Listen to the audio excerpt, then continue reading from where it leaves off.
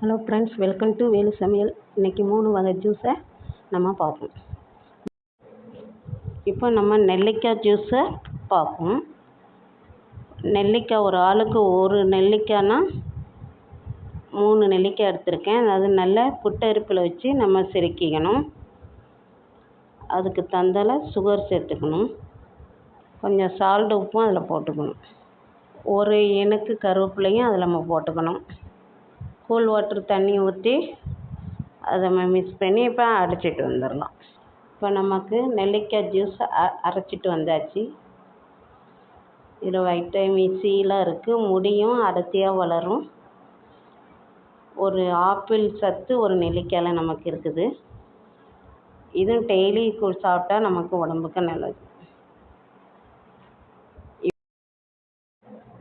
இப்போ மாங்காய் juice ready பண்ண போகிறோம்.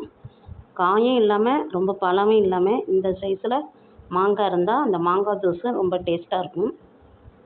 இந்த மாங்காவை தொலியை சீவி நல்லா இதெல்லாம் பொடிசாக நறுக்கிக்கணும். அதில் மாங்காய் துண்டு துண்டாக வெட்டி இப்போ ஒரு ஜாரில் போட்டுடலாம். இஞ்சி ஒரு சிறிய துண்டு, கொத்தமல்லி சிறிதளவு, புதினாவும் சிறிதளவு, ஜீனி தேவைக்கானது ஒரு 2-3 ஸ்பூன் போட்டுக்கலாம். உப்பு சிறிதளவு, கூல் வாட்டர் போட்டு நம்ம அதை நல்லா அரைச்சிட்டு வந்தோம். இந்த ஜூஸில் உப்பு, உரைப்பு, துவர்ப்பு எல்லாம் சேர்ந்துருக்கு. இப்போ நம்ம ஜூஸை ரெடி பண்ணிட்டு வரலாம். இப்போ மாங்காய் ஜூஸை அரைச்சிட்டு வந்தாச்சு. அது வடிகட்டிடலாம். இப்போ நமக்கு மாங்காய் ஜூஸு ரெடி ஆயிடுச்சு.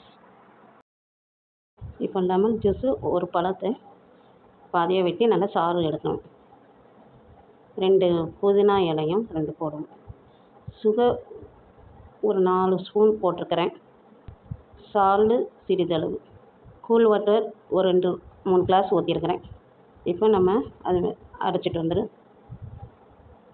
இப்போ நம்ம ஜூஸு ரெடி ஆகிடுச்சு. லெமன் ஜூஸு இப்போ வடிகட்டிடலாம். இப்போ நமக்கு லெமன் ஜூஸு ரெடி பண்ணியாச்சு. ஹெல்த்தியாக நல்லா வெயில் காலத்தில் ஜூஸு ரெடி ஆகிடுச்சு. நெல்லிக்காய் ஜூஸ், மாங்காய் ஜூஸ் 3 ஜூஸும் நம்ம ரெடி பண்ணிட்டோம். இல்லை மாங்காய் ஜூஸ் தான் நல்லா இருக்குன்னு சொன்னாங்க. நீங்களும் சேர்ந்து பாருங்கள். எப்படி இருக்குன்னு கமெண்ட்டில் சொல்லுங்கள். அடுத்த வீடியோவில் பார்ப்போம்.